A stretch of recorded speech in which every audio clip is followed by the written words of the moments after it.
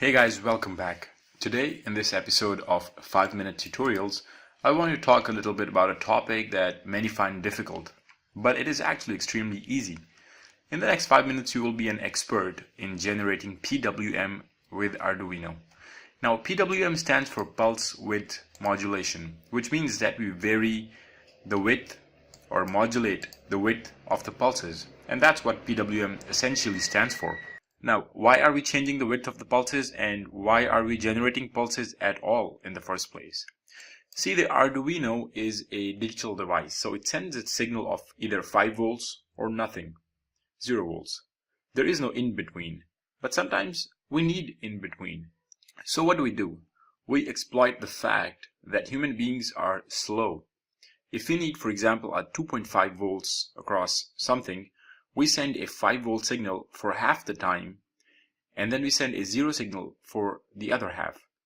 And we send it at a frequency that humans can't tell that this is happening, but instead we see a constant voltage of 2.5 volts.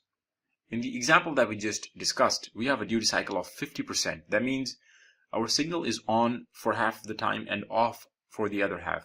We can vary our signal output by changing the duty cycle.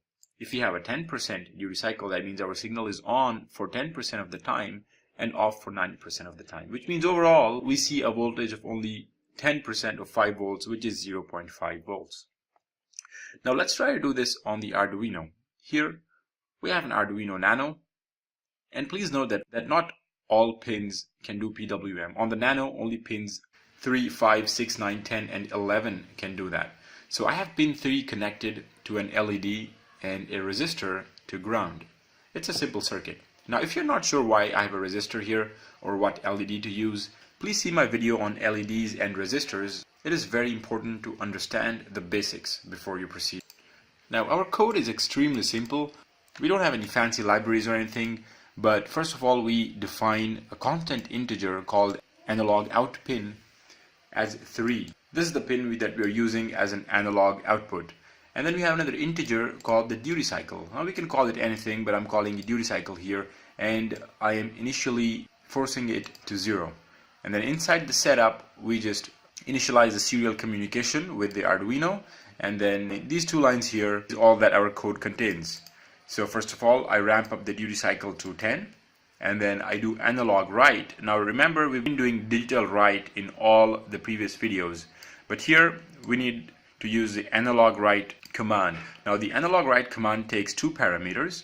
One of them is the pin that we're using, which we already defined here as 3. So we write analog out pin, and then it takes the duty cycle, which we've changed to 10, and that's all. Let's go ahead, run our code, and see what our LED does. Okay, the code is uploading now, and the LED should light up any minute. I don't know if you can see it, it is really dim, and that's because our duty cycle is only 10. So it's outputting only 0.5 volts.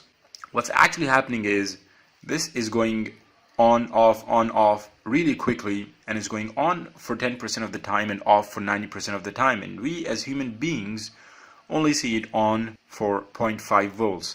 Now let's do something else here. Let's go to our code, add a delay of about 2 seconds, and then we can copy and paste this code another 2 times.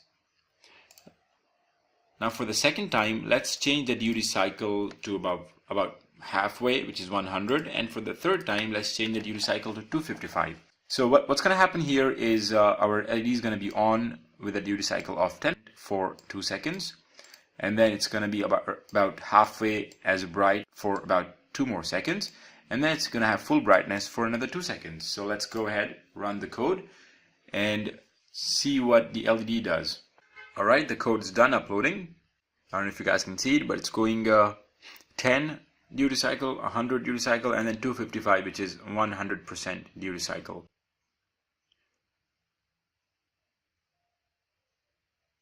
So yeah, there you have it, guys. These are the basics that you need to generate a PWM signal. And as I told you, it is really simple to do so using the Arduino. So go ahead, do your own PWM signal, keep fun engineering, stay safe, and I'll see you guys next time.